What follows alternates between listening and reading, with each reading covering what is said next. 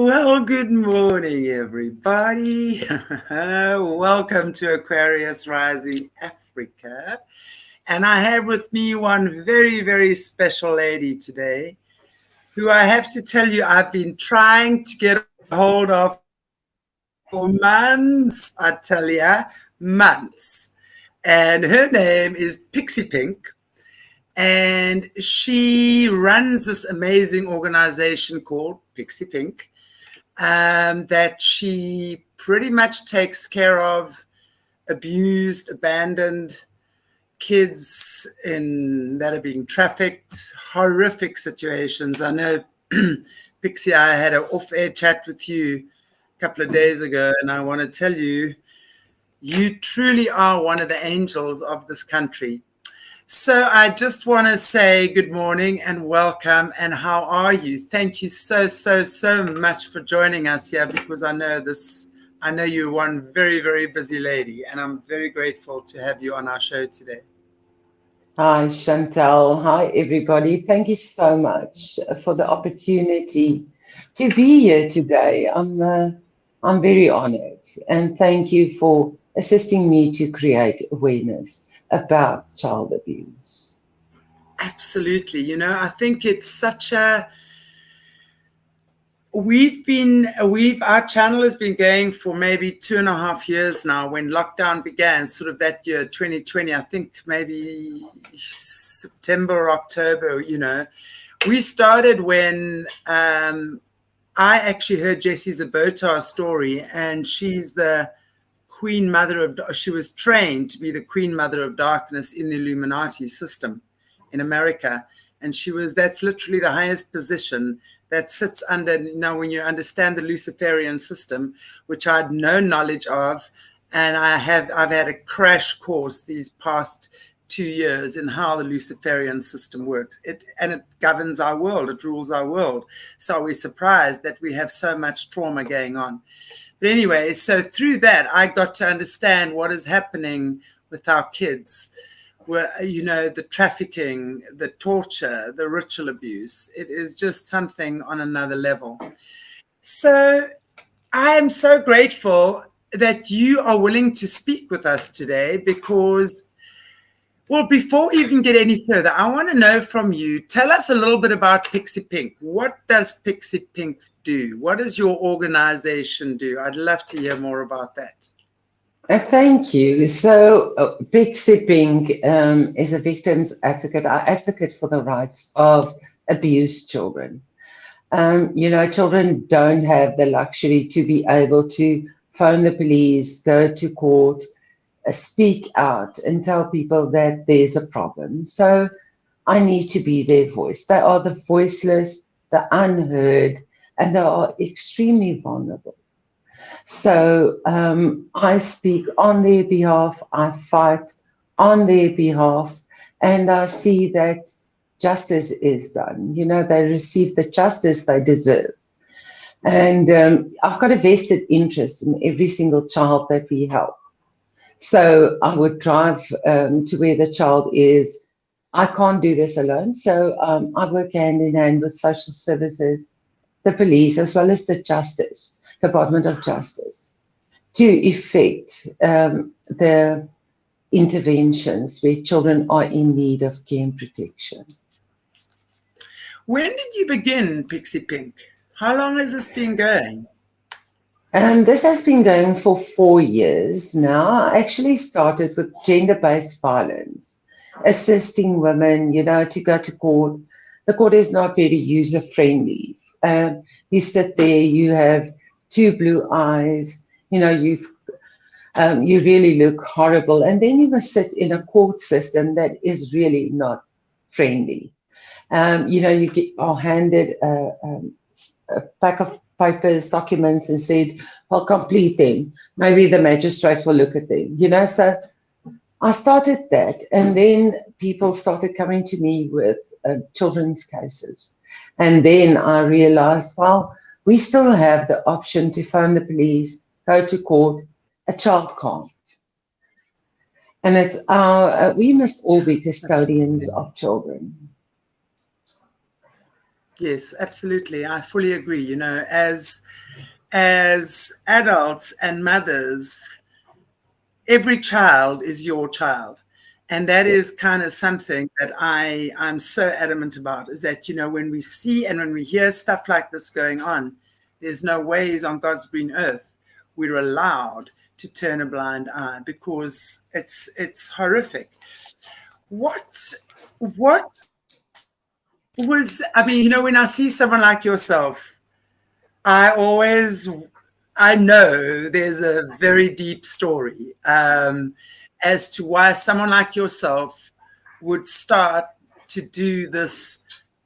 And I want to say thankless job, because, you know, when it comes, I guess, to money and stuff like that, I mean, I know you use your own resources, so it's not like you're being paid millions, but grateful and thankful in the way that I guess when, I mean, I know I've been a healer myself for many, many years. When you see someone has pulled through something and you know you've been there for someone to make a difference in their life, I think that is, there's a gratitude there that is, it's got nothing to do with ego. It's such a humbling, beautiful, it's a moment with God. You know, you kind of have that moment with God, and you know that you're working for God and with God in these moments. And I think that is worth more than any money can ever buy. So tell us a little bit about you. What is your beginnings, as much as what you're comfortable with, of course. And if there's anything I'm asking you and you don't want to answer, you're very welcome to say it to me. I'm not happy to answer.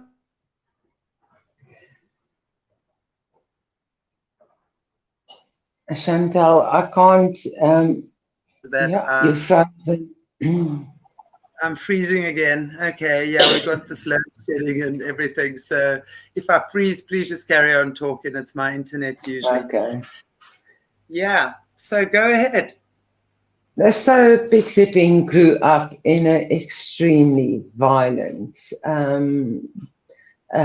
domestic household. I'm the eldest of three children. I had two brothers. The one has since passed away at the age of 40. And then I've got a brother that's 50. So I was the eldest.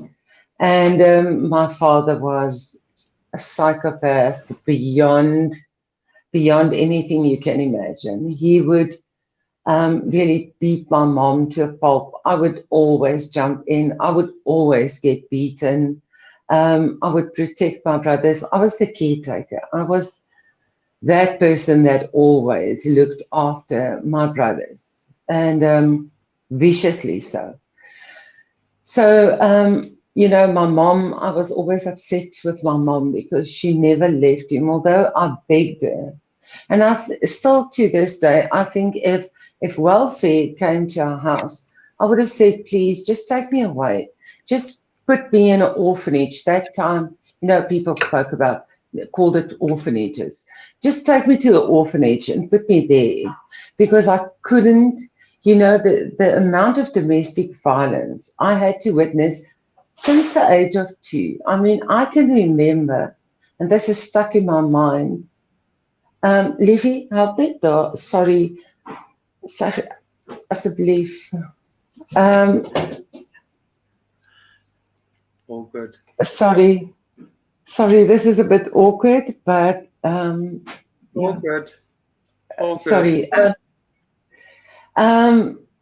So yeah, the only thing my father never did was molest me. He didn't molest me or my brothers. So, but he was extremely cruel. He was extremely abusive, to the extreme. You know, and my mom was always so worried about what he's doing, who he's having an affair with, that she really never looked after us. I used to make sure that my brothers bathed. I used to protect them. My one brother wet his bed till he was about 12. I would pull off the linen and wash it before anyone could see it. So that was the extent of the domestic violence we had in our house. And then at the age of 19, I met this kind man I thought this, I've never experienced kindness so deep, so wonderful, only for me to find out 21 years later, I was married to someone that had a double line. And really everything, he was also not involved in raising our son. We've got one child. He's 33 years old today. His mommy's boy. Congratulations. Birthday today. Thanks. No. It was Christmas Eve. It was his birthday on the 24th of December. But yeah, I mostly raised him by myself. My father fell ill in 2019. 2020, during lockdown in July, he passed away from colon cancer, and that spread through his body. And, I never got the sorry. So I never got the, I'm so sorry for what I did. But coming back to the children, I can easily put myself in a child's shoes because I've been there. I have worked. I've been there. I can see this 13-year-old girl. It's the girl that smells. It's the girl that no one wants as a friend. That's the outcast between her peers. That was me. So I can see her. I can see myself in that child. So this is very close to home. It's very personal. I also watch the little ones that are beaten black and blue. I know what it feels like. So I've literally been in their shoes. And all I want for them is to be removed, to be taken into safety with family, wherever, where they can get a second chance. What are we look at South Africa, and with so many systems that are broken here. I was actually watching an African guy, just to give our viewers an example. I was actually watching an African guy being interviewed last night, South African, by another African guy. I think he was American. And he said, when there was apartheid, things were better. He said, we had musicians, we had teachers, we had food, we had things being cleaned. He said, was it perfect? Absolutely not. He said, but now we have nothing. Yeah. It's actually so sad to think about not just the African people in our country, but our entire country with our systems that were already dodgy to begin with, that what is happening now with our childcare systems. We look all over the world, and I deal a lot with Americans and a lot with Australians. And we're talking satanic ritual abuse. We're talking high-level child trafficking. And these kids are trafficked through child protective services. They're trafficked through the orphanages. They're trafficked through the boys' homes, through the girls' homes. Those are the main trafficking hubs for these people to get their hands on kids. So my question to you is, in these situations, what are our child protective services like in this country? Obviously, there are golden people like you around, and I'm sure there must be quite a few who are doing what you are doing for the mere reason that we actually can't bear to see what's going on and the neglect.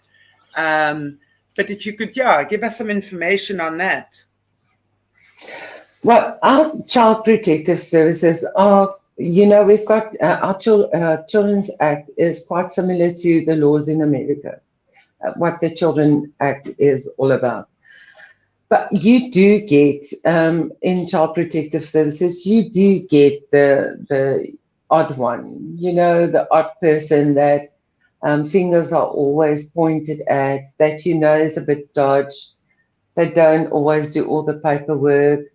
So first of all, when we ask that a child is taken into care and protection, we want the child to be placed with family, extended family, because we need the child, even though you protect the child from their mothers and fathers, you still need that child to know, I've got a family, I've got a grandma, I've got a grandpa, I've got cousins, and they must, aunts, uncles, they must still have contact with them. So preferably the children must be placed with family. However, having said that, in certain circumstances, it's not possible. I test grandmothers for drugs who are on more drugs than her daughter, the mother of the child. I know of grandmothers who traffic the grandchildren, sex trafficking, and then the child is as young as 5 and 6 years old. So you can't remove the child there and give it to the family. Some families are just so dysfunctional that it can't happen. Then you must trust the system. Can I just ask you something just regarding that? So what you're saying here as well is that we're not just dealing with pedophile rings. We're not just dealing with sex traffic rings, right? Organized crime here regarding children. But these are moms and dads who have children and are drinking, drugging, are just completely messed up in their head. And they are the ones that amongst their own selves are trafficking their children. Is that what you're saying? Just repeat that, Chantal. Sorry, I had a call, so I couldn't hear you. Okay. So sorry. I'm asking you that like, you know, so we're looking at sort of the organized sex trafficking rings and things. You know, we were talking earlier on about a lot of the kids get trafficked. They'll either get, let's say, through homes or schools or stuff like that. They'll often be teachers or doctors or nurses that are part of the trafficking ring, right? So this is not the same thing. What you're saying here is that people are normal parents are actually taking their children and trafficking them. Yes. Just what like that.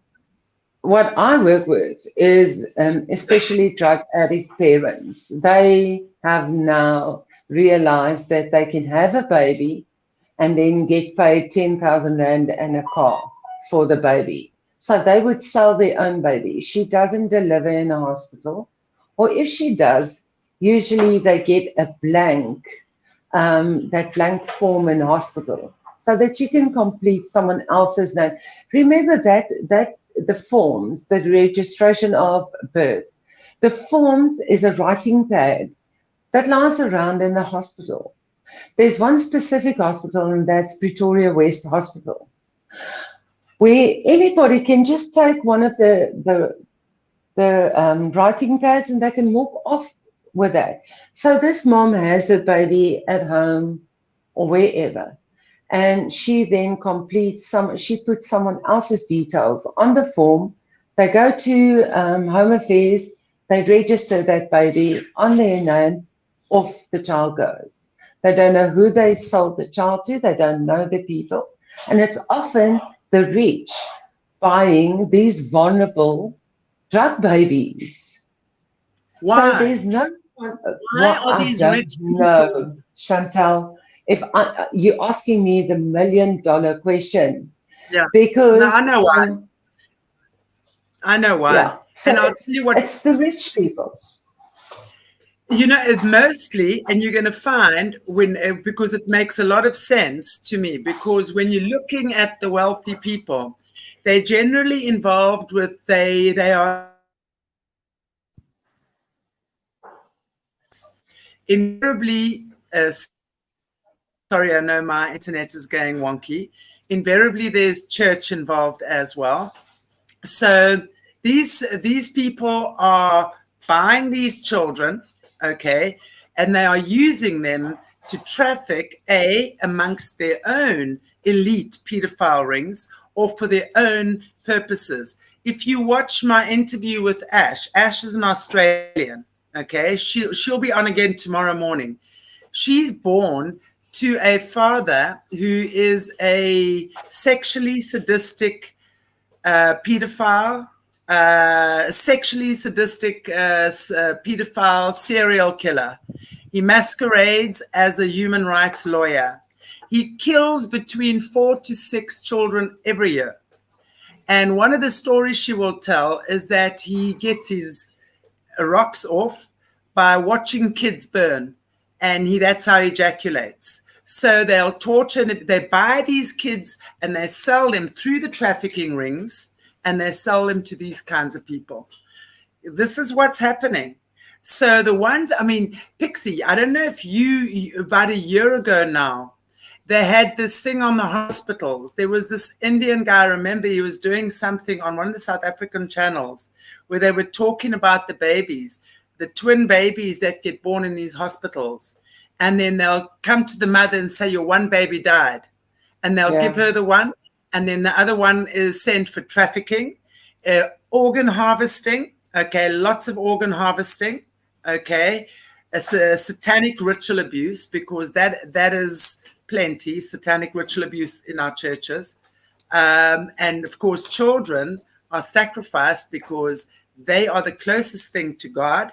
And that is how Lucifer wants to hurt God the most, is what I'm told.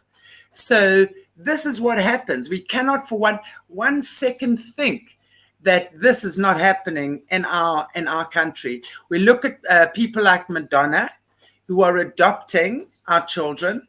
There's a big thing now.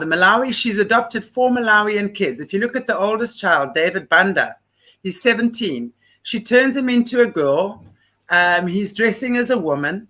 Charlize Theron, that adopted a very normal, healthy black baby boy, has transitioned him into a girl. Hello, Baphomet. You got to look what's happening. They're doing these things. If you look at Baphomet, which is half man, half woman, whatever, that's what they're doing. It's an abomination of God. And they are doing it with our kids. And in Africa especially, because if we think for 1 second that these children are not pre-selected, we must think again. Every child that's in the system is to have a blood test. A, they're looking for bloodlines. So they're looking for the families. B, they're looking for spiritual gifts, because everything is about sorcery, high-level sorcery.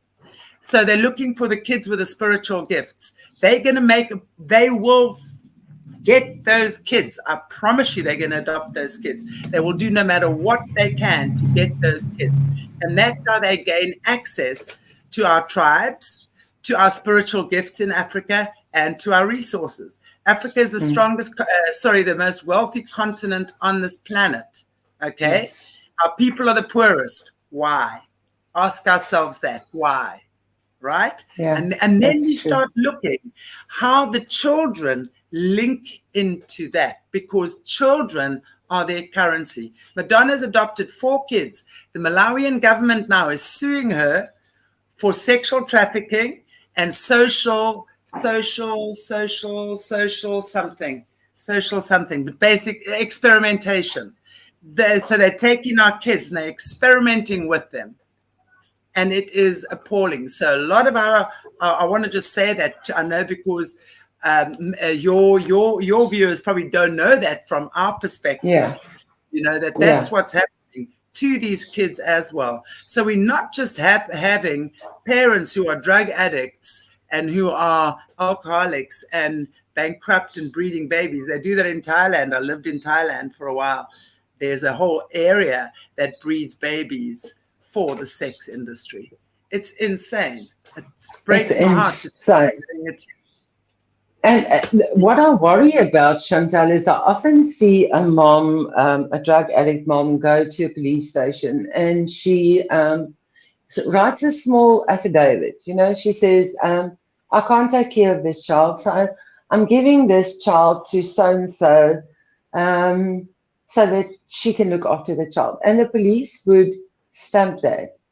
Why? You need to read that, to certify that, or to make it a sworn statement.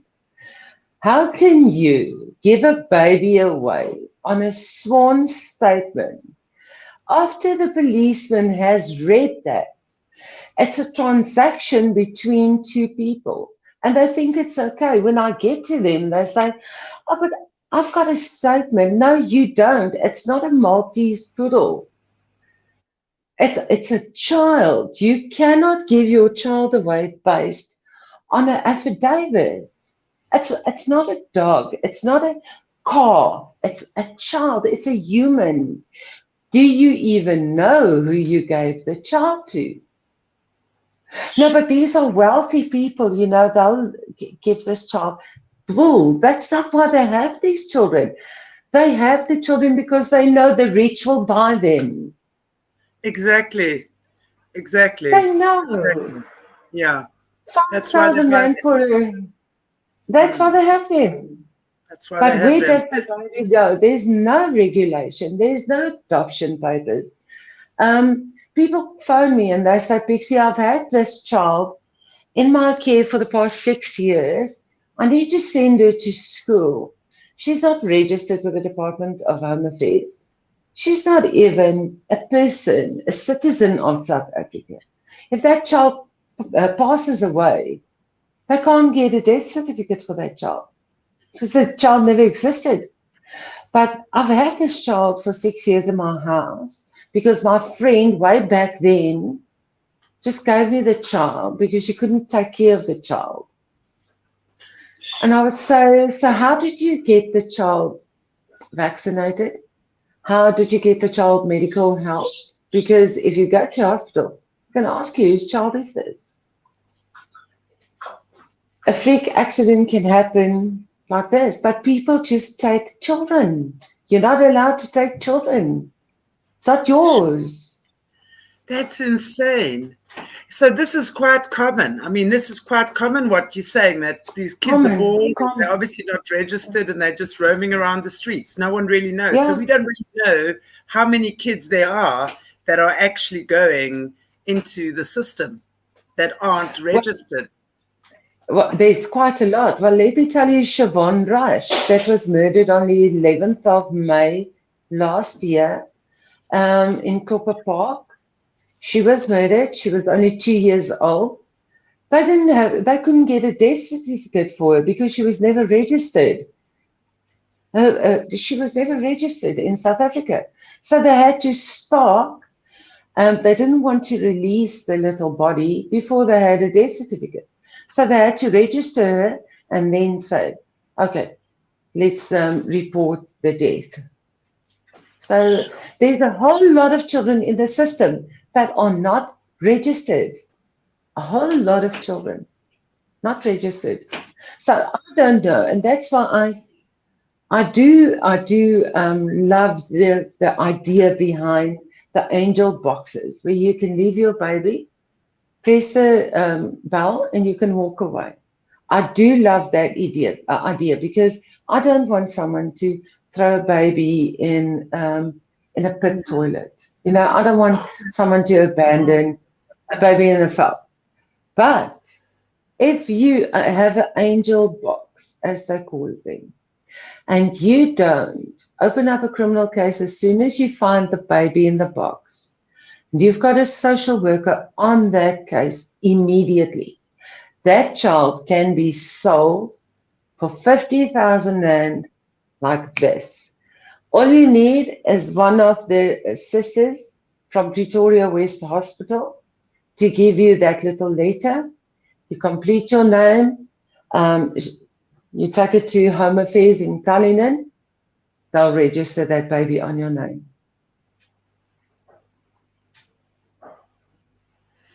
Wow. So something like this, I mean, that's what I'm saying. You know, I was going to actually ask you about those little angel boxes because actually that is something which can be really good, right? So if you have someone against the law, it's still sorry. against the law. It's still Is it against the law. Yeah. But they are fighting now. The idea is wonderful. You just need people who really report the case as soon as they find the baby. Abandonment, open up a criminal case. You must have a social worker, registered social worker. You must report it to social services immediately. That child is not up for adoption. That child cannot go anywhere. That child must go into safety and then in foster care. But they must register that child as a child of the state. You cannot have a child, and those children are sold. They are sold because nobody knows about this baby. some places sell these babies. If they are not regulated and they are not honest, that baby disappears.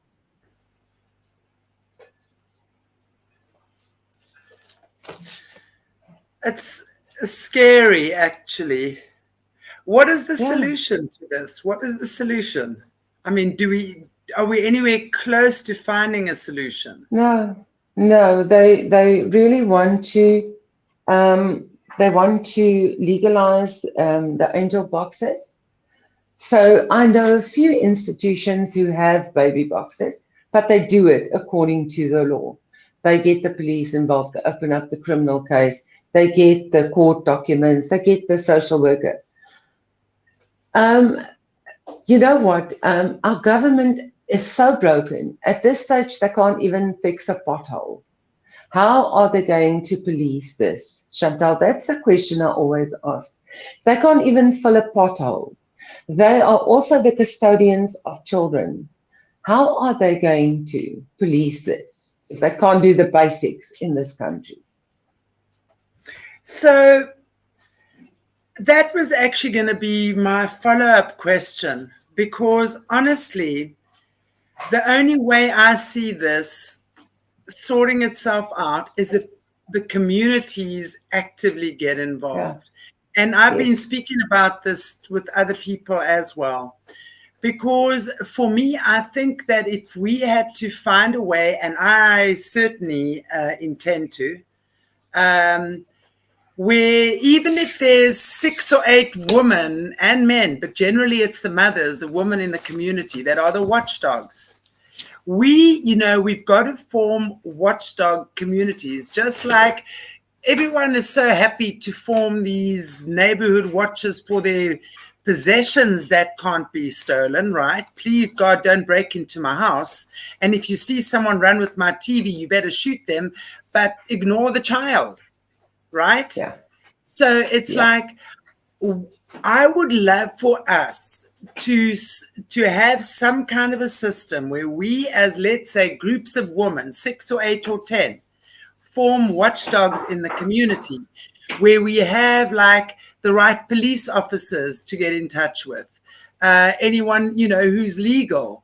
You know what I'm saying? So there's a network of people in the right places that we can be of assistance and actually put a stop to things. Because we'd often talk about it, let's say this sort of thing on my interviews with the more, and I'm so grateful to be speaking to South Africans, because it's usually the international people I'm speaking to. And I'm saying South Africans are shy to speak about this. And we have to. We absolutely have to start talking more. But if you're looking at the satanic calendar, right, it's available to download, okay, on the internet. They will tell you what dates they sacrifice, what children, girls or boys or cats or dogs.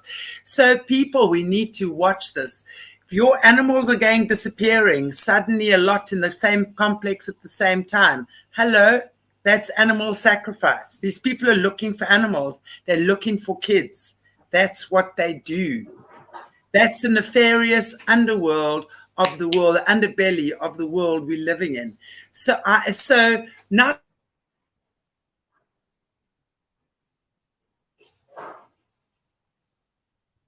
that they put that out, okay, there my internet goes again.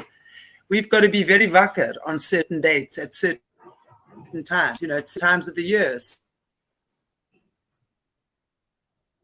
Certain Easter satanic sacrifices. That's what I'm saying. So we've got to look at animals, especially during that time. So it's good to know these things, because kids are going.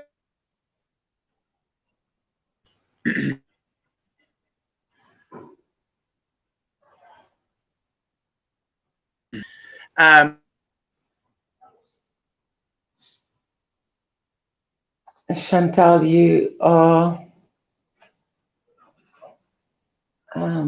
frozen.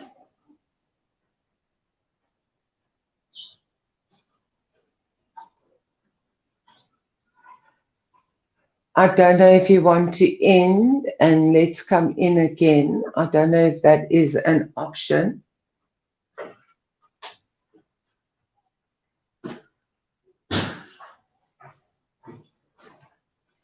I don't know if that's an option.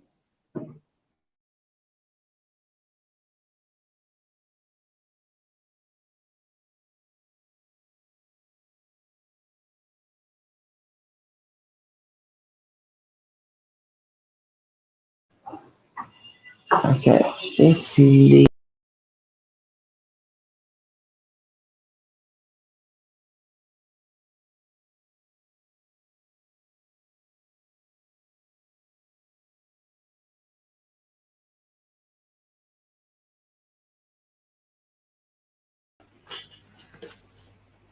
I don't know what happened there.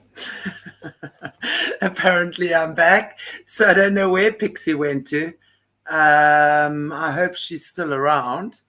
Mornay, would you just be able to check? But anyway, guys, sorry, the internet here is not good today. Okay. So, yeah, what we were saying. There you are. Did you also disappear? Hi. Yes, I disappeared. We all got load shedding here. Goodness, Chantal. So if they can't even give us electricity, but what I also need to say, Chantal, this is extremely important. Crime definitely pays in our country, everywhere. Crime pays. Oh yeah. Oh yeah. We are talking about being reactive and not proactive. Because if we want to go proactive, communities must hold their local police station responsible for the drug houses in the areas. You know, the station commander is actually is accountable to the communities, to the community he serves. All the policemen are accountable to the public because we pay them at the end of the day. Not a nice thing to say, but that's the truth. So if they don't address the drug houses, if they don't address the drugs, if Department of Social Development doesn't address the fact that there's a lack of effective child protection units and social workers inside their own organizations. Let me give you an example. So we've got a little boy, he's 5 years old. He's our main witness in a murder case, the murder of his sister. He can only speak Afrikaans. So then they send a Zulu-speaking social worker to this child. She cannot speak Afrikaans. He cannot speak English. So she's versed in English and Zulu. He's Afrikaans. He's only 5 years old. She can't ask him, how are you? She can't ask him, how's things? Is there anything you would like to share with me? She can't. She can't speak his language. So this is DSD. So they are just flooding all the areas with social workers that cannot speak to the children that they need to protect. That is basics. I mean, it's basics, right? That you get the language right. Basics. That's basic. That's common knowledge that you actually speak, especially when we have 11 official languages in this country. Right? Exactly. Yeah. So they demark and they I don't know if the HR ladies and the HR manager, director at DSD, you know, I don't know how they do this. But then they would send in people who can't speak to the children. I shudder to ask, what did this little boy witness? God help me. He witnessed the severe torture of his sister for 6 months. I'm talking rape. I'm talking severe assault. Arms broken, legs broken, bones broken. He witnessed that. But no one could ask him about anything because they're not versed in Afrikaans. And he's only 5 years old. So he's in an institution at this moment. He's 6. He's in an institution. psychiatric institution. Where are the people to protect this child? How can people leave this for 6 months? Who was it? The parents torturing the girl? Yeah. Yes, the parents. So social services say that they did pay them a home visit once. They spoke to the children. And everything was fine. No. If they only went out and looked at the children, they could have seen what the 2-year-old looked like. And the 5-year-old, as he previously told them, my ma het my gebrand met 'n kettle. My mother burnt me with a kettle. That's English, by Exactly. the way. My mother burnt me with a kettle. His mother was cross with him, so she threw boiling water over him. Yeah. So that was the 4th time that we removed him, the 4th time.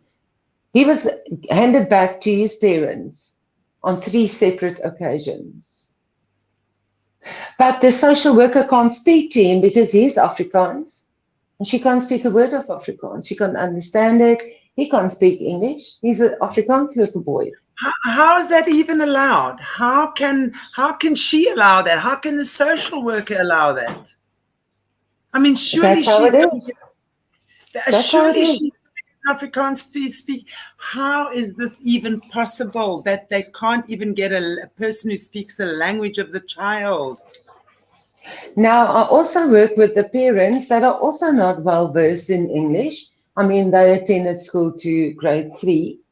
Now they get to court. So the courts speak with them in Afrikaans, speak to them in Afrikaans.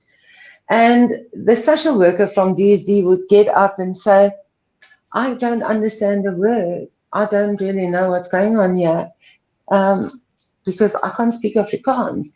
Why are you then placed in that Afrikaans area, predominantly Afrikaans area, if you cannot speak to the parents or speak to the child? Why? I can't even imagine that. That for me right there is the problem. But who is doing this? Who is enforcing the shit? Excuse me. DSD, Department of Social Development, this state. Can I go in there? Okay, let me just stop. Just not get arrested. Yeah. Wow. They love me. They love. Okay. Now, one of my big questions to you today, and I know that I would love to have you back for further interviews as well, so we can expand on certain topics. Today, I really just wanted to introduce you to the audience and let everyone get to know this amazing work that you're doing, and that you are forming an incredibly strong backbone of my community, because you live near me, and I like that. Yes, I do. You, me, and Amanda Bays. Now, I don't know if you know Amanda Bays. Amanda Bays, she's one of the top psychologists in South Africa, and she works with satanic ritual abuse. She works with people who've coming out of that. So it's wonderful that all of us are in this area. And what's really amazing is that I just see more and more people actually want to get involved. So, Pixie, what I have in mind, and I have for a long time, and anyone who's been watching our channel will know this, I have a great belief that the communities have to get together. We can't expect Becky Cele, that wannabe Al Capone, running around beaches with these thugs surrounding single girls in bikinis, and this is now the biggest crime of the centuries when we get to use our beach, right? That's the only time you see Becky and his thugs. Anyway, so that's their version of policing. What can we as individuals do within our communities? Now, bearing in mind, and I want to say this to everyone, and I honestly, ladies and gentlemen, the days that we can sit and think someone else is taking care of this problem, those days are over. Yeah. We cannot turn our head. We have been jabbed to another dimension in the last 2 years. This jab is killing people.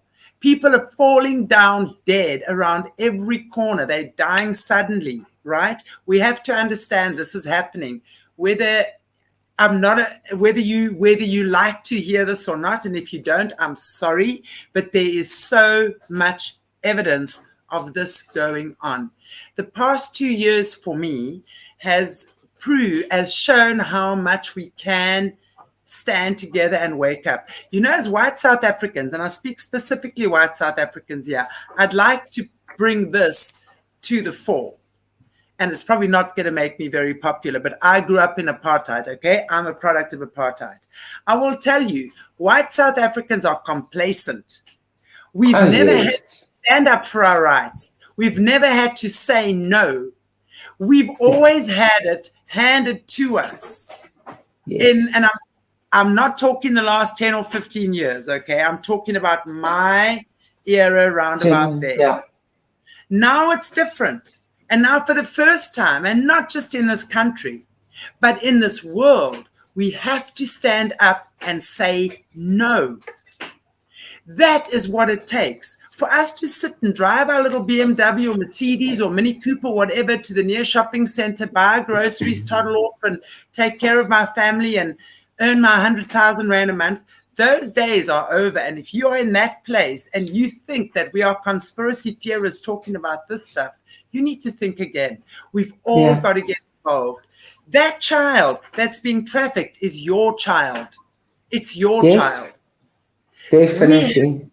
We have to stand up, and we as women in the communities, and I say specifically women, of course there's lots of men who want to help too, but the women are the ones that we take care of things. We're the nurturers. I would love, Pixie, to see us forming communities in our communities of women and men, and have a police officer or two that we can trust, and have a safe house where we can take someone to. You know, I would love to talk more about that. And I know I'm going to talk off air with you, but I also know you have courses and things on how to do this. Please explain this, because what you were explaining to me the other day, in this country, it is extremely important to do things the right way. If you're not going to report a matter properly, it's going to die, and the child is going to die with it. So there's a right way of doing things. So maybe you can tell us how to go about reporting something or stuff like that. Yes. So what I also do is I educate, Chantal, because education is key. When I started my page, people said, listen, is this in South Africa? I said, yeah, it's in Krugersdorp, it's in Roodepoort, it's in Pretoria, it's South Africans. So what I do, I always also educate. So I've got community workers. It's an online workshop on a Saturday morning. I've given 7 dates where people can register online on a Saturday morning for 2 or 3 hours. I go live. We interact. I've got 2 social workers also on the course. I'll show you how to complete these forms, because I can promise you, you can send them anything, they'll say. But protocol says you must have that form. You must have this form before we can even begin to look at this. We need this. We need this. Okay, but the child is being killed. Okay, but we need this. Or else, we'll also get into trouble. So that's what I teach people, the basics of how to report child abuse in your immediate community. Because ek is so dors. Bring my asseblief net 'n bietjie water. Because I can't be everywhere.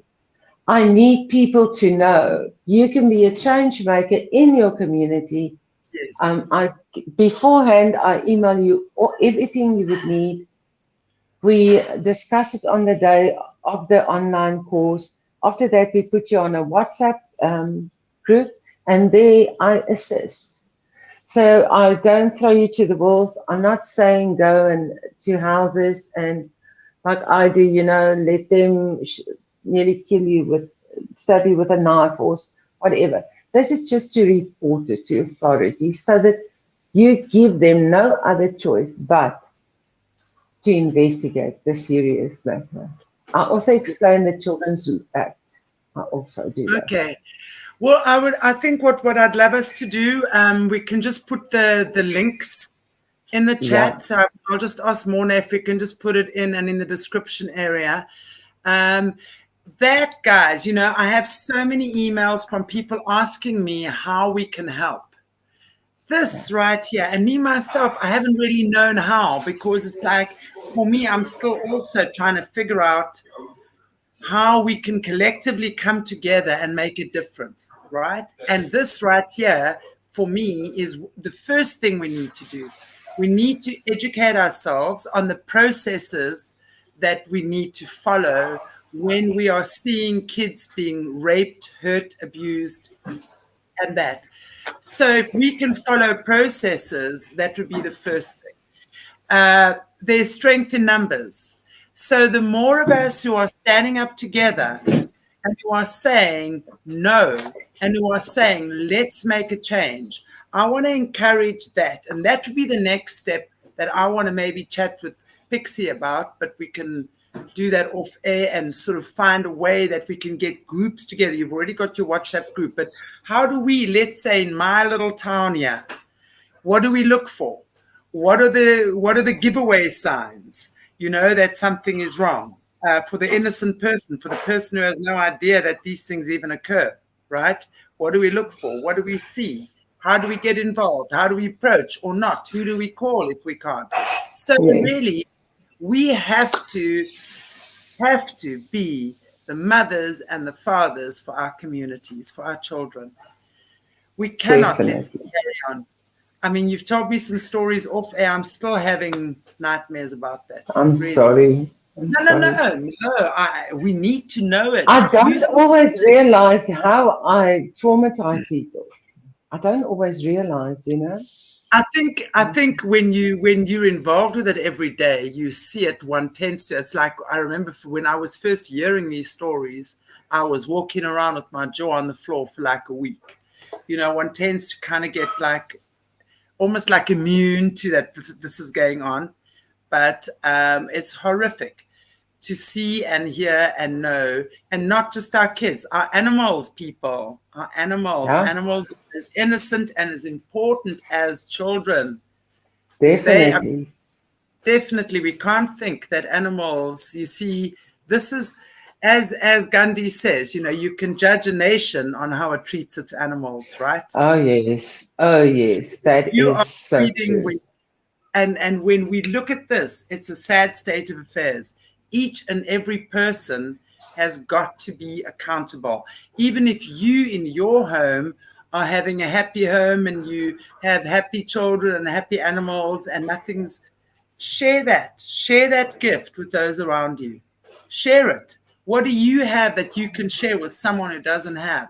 You see, this is how we're going to start reconnecting with each other and becoming a family stronger again. Yeah, because that's definitely. really what we need to be doing. And yes, it's true, yeah, Annette, what you're saying. Being traumatized makes it real. It's so true. And it's, I would say to people as well, you know, when we're talking about the stuff that we do, and they say, I'm too sensitive for this. I'm going, baby, you don't have the privilege of being too sensitive anymore. Get off your ass and do something.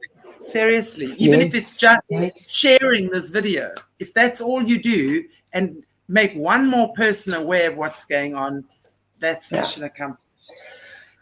Teachers are extremely important to me. Doctors, you know, doctors learn how to doctor.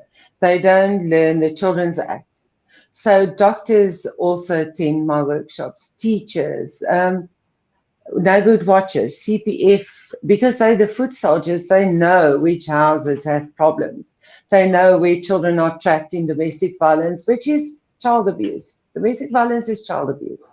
So these are the people that see the children, the teacher that sees, okay, but this little one is always dirty. Her hair is full of lice. She doesn't smell very nice. I'm going to keep a tab on her. After 2 weeks, let me phone social services and get them involved. Teachers don't know that. Teachers don't always know they're mandatory reporters. They are, by law, they must report. They don't even know how.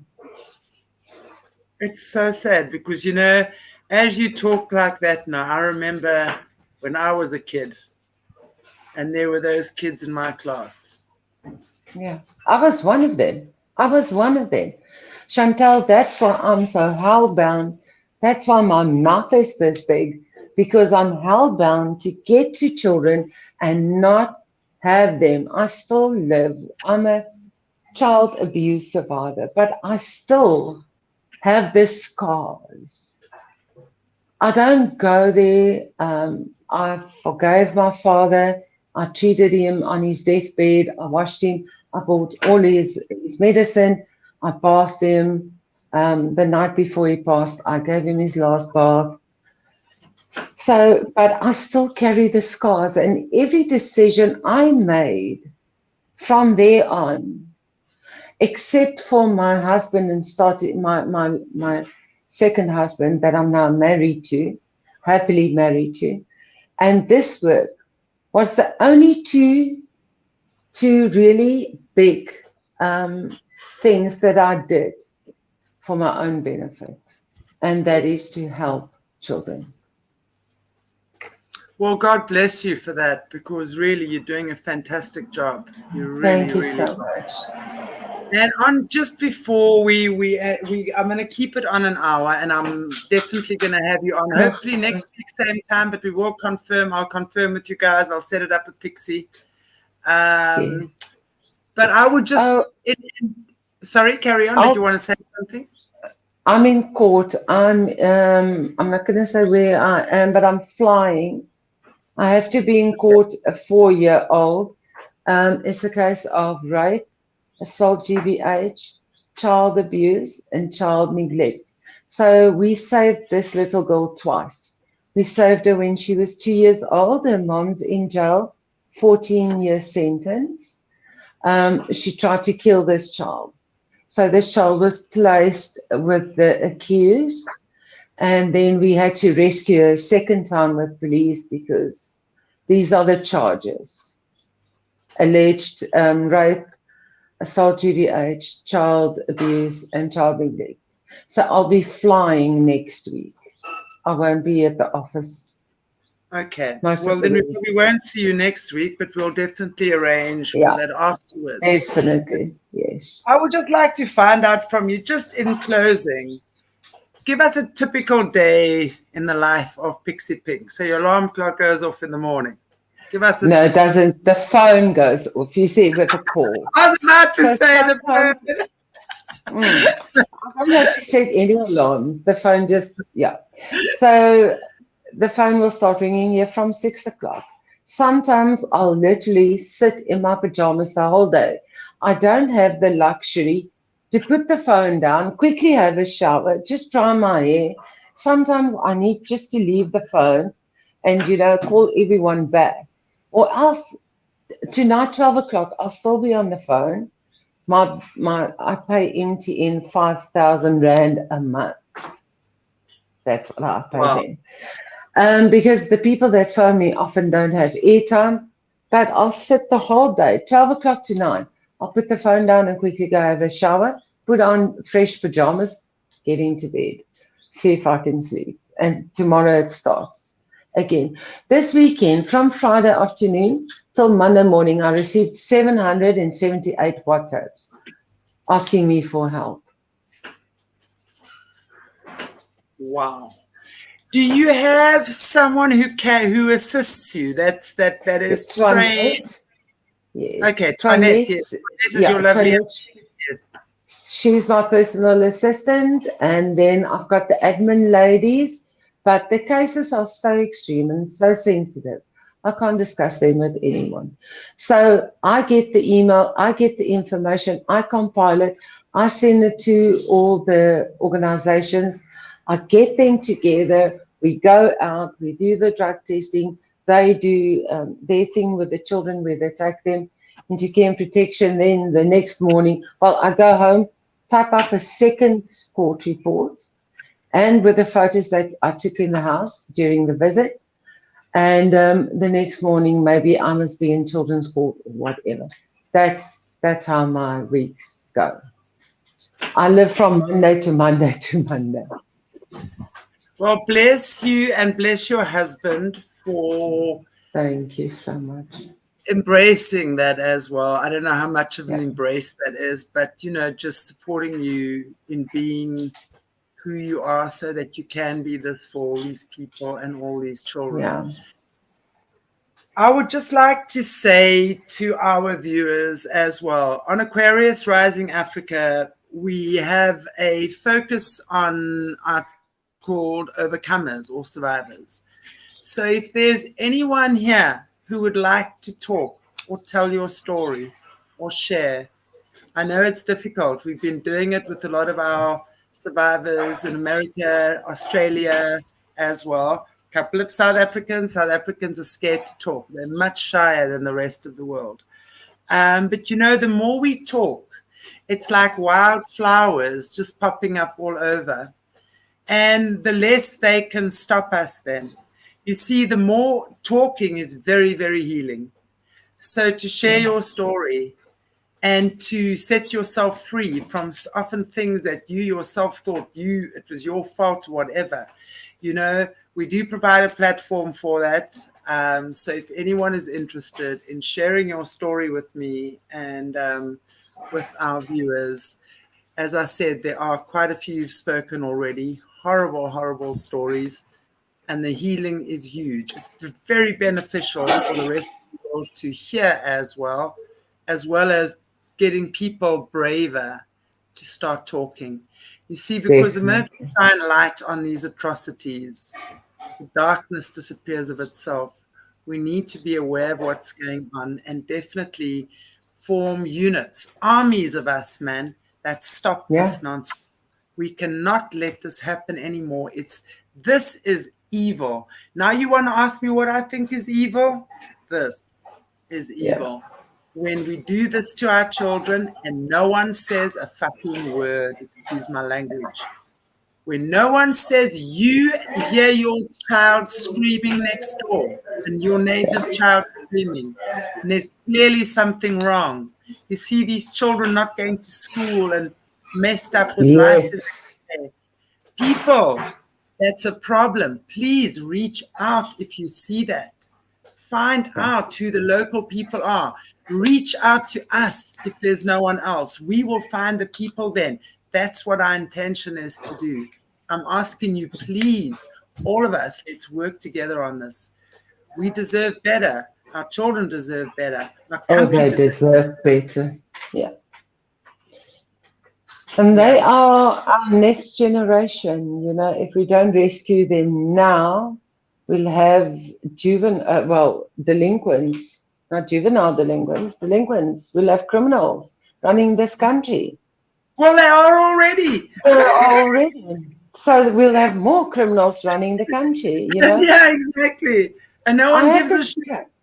Yeah. I'm just going to mention this 2 seconds because I'll also have to start going, Chantal. But you know what? I spoke on TikTok this morning. I'll also do a bit of education on TikTok because that's the mothers I need to speak to.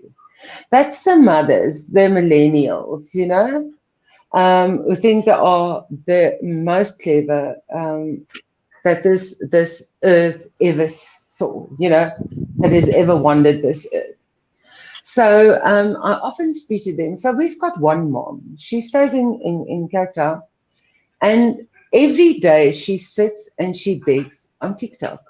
So she's got this 18-month-old little boy, and that's all she does. She begs in the morning and she begs at night.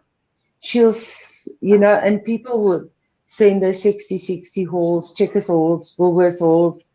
I said this morning, all fair and well. She's got an education. She went to college. Everybody gives her jobs. She doesn't want to work. Yeah, what are we teaching? It's easier to sit on TikTok. Yeah. So I hope the people who enables this, who feeds this monster, will stay there until that child is 18 years old. She's never going to get a job. She's not going to teach him anything. She ties him down in a car seat the whole day. He must watch TV. He's forever in her way. What does that teach her little boy? And how do we enable this mother to not stand on her own 2 feet, get a job? People offer her jobs. She says, no, no, no. She's going to, you know what she does? She takes, like this water, energy drinks, anything. She puts her own label on and she sells it. So she's got problems as well. But people enable this woman. Well, of course, and you know, the scary thing is they think they're doing the right thing. But this is what I say. They think they can throw money at her and it's going to be fine. That's the problem, people. You can't throw money at a problem, whether it's a beggar, whether it's your child, no matter what. We have to get emotionally involved.